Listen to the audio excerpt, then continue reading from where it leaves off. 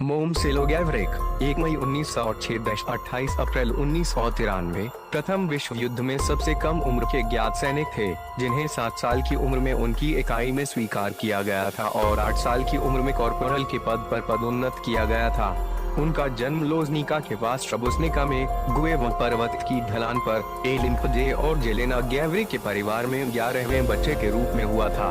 अगस्त 1914 की शुरुआत में 42वें क्रोएशियाई होमगार्ड इन्फेंट्री डिवीजन के ऑस्ट्रो हंगेरियन सैनिकों ने उनके पिता, माता, दादी, 3 बहनों और 4 भाइयों को मार डाला और फांसी पर लटका दिया।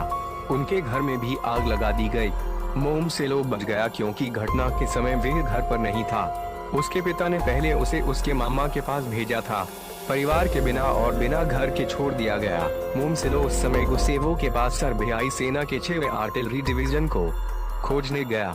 दिमित्री जे तुकोविक के भाई मेजर स्टीवन तुकोविक ने जो कुछ हुआ था उसके बारे में सुनने के बाद गैवरिक को अपनी इकाई में स्वीकार कर लिया और यूनिट के एक सैनिक मिलोस मिसोविक को गैवरिक का कार्यवाहक नियुक्त किया।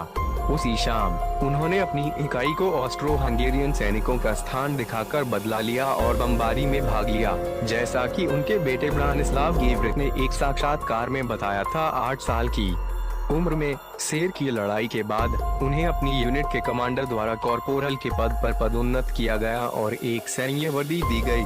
जब उनकी यूनिट को थेसालोनिकी भेजा गया तो मेजर तुकोविक ने उन्हें सोरोविट्स भेज दिया, जहां उन्होंने जल्दबाजी में 4 प्राथमिक शिक्षा ग्रेड के समकक्ष परीक्षा पास की। काजमित्तकला में फील्ड मार्शल मिसिक उस समय दंग रह गए जब उन्होंने एक 10 वर्षीय वर्दीधारी लड़के को खाइयों में देखा।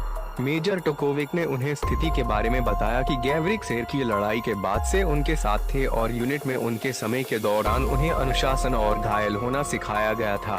मिसिक ने गैवरिक को लांस सार्जेंट के रूप में पदोन्नत किया और आदेश को पूरे मंडल में पढ़